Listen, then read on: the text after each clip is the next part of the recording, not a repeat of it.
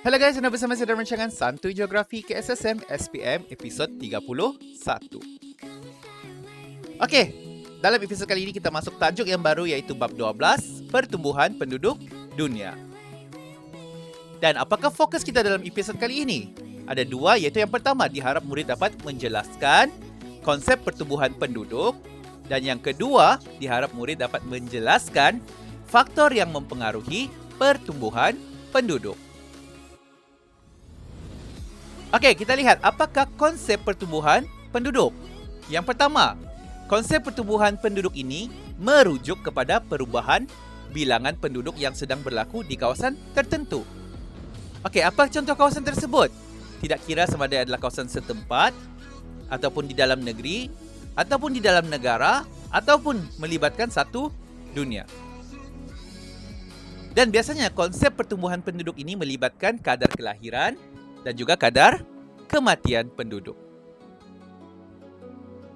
Okey, kita lihat apakah faktor yang mempengaruhi pertumbuhan penduduk dunia. Yang pertama, faktor amalan perkahwinan di usia yang muda. Okey, apa yang berlaku jika perkahwinan berlaku dalam usia yang muda?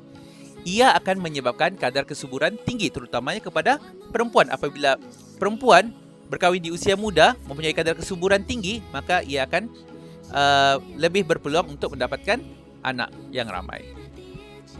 Yang kedua, disebabkan oleh faktor agama. Okey, biasanya terdapat agama yang menggalakkan anak yang ramai. Contohnya agama Islam. Okey, faktor yang ketiga pula adalah faktor taraf kesihatan yang tinggi. Yang mana taraf kesihatan yang tinggi akan dapat meningkatkan jangka hayat penduduk. Okey, contohnya melalui amalan pemakanan seimbang. Ataupun terdapatnya prasarana seperti klinik dan hospital yang moden akan dapat mengurangkan kadar kematian. Okey, kita lihat faktor seterusnya. Faktor dasar kerajaan. Okey, kerajaan juga memainkan peranan penting dalam mempengaruhi pertumbuhan penduduk dunia. Okey, apa tujuannya dasar kerajaan? Untuk menambah jumlah penduduk bagi menampung keperluan tenaga kerja. Contohnya di Malaysia, satu dasar telah diperkenalkan iaitu dasar kependudukan negara ke arah 70 juta penduduk pada tahun 1983 telah diperkenalkan. Okey, faktor seterusnya adalah faktor migrasi, yang mana faktor migrasi masuk, penduduk masuk daripada negara luar ke dalam negara, contohnya macam negara yang dituju macam contoh Malaysia, ia juga dikira menyumbang kepada mempengaruhi pertumbuhan penduduk dunia.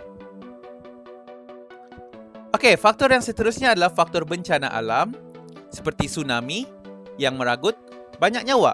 Jadi apabila faktor bencana alam, ia juga mempengaruhi kadar kematian. Alright? Okey, dua faktor terakhir iaitu faktor peperangan seperti di Syria ataupun di Palestin telah menyebabkan penduduk berkurang. Kerana apabila berlakunya peperangan, sudah pasti akan ada yang terlibat dalam kematian. Jadi apabila berlakunya peperangan dan ada yang melibatkan kematian, maka penduduk di kawasan tersebut akan berkurang. Okey, dan faktor yang terakhir adalah faktor wabak penyakit seperti COVID-19 yang meragut banyak nyawa di seluruh dunia. Okey, jadi ia juga mempengaruhi pertumbuhan penduduk dunia, tetapi ia lebih menyumbang kepada kadar kematian. Okey, harus diingat bahawa konsep pertumbuhan penduduk ini melibatkan kadar kelahiran dan juga kadar kematian. So, sekian, terima kasih. Diharap kita akan berjumpa dalam episod yang akan datang. Stay tuned.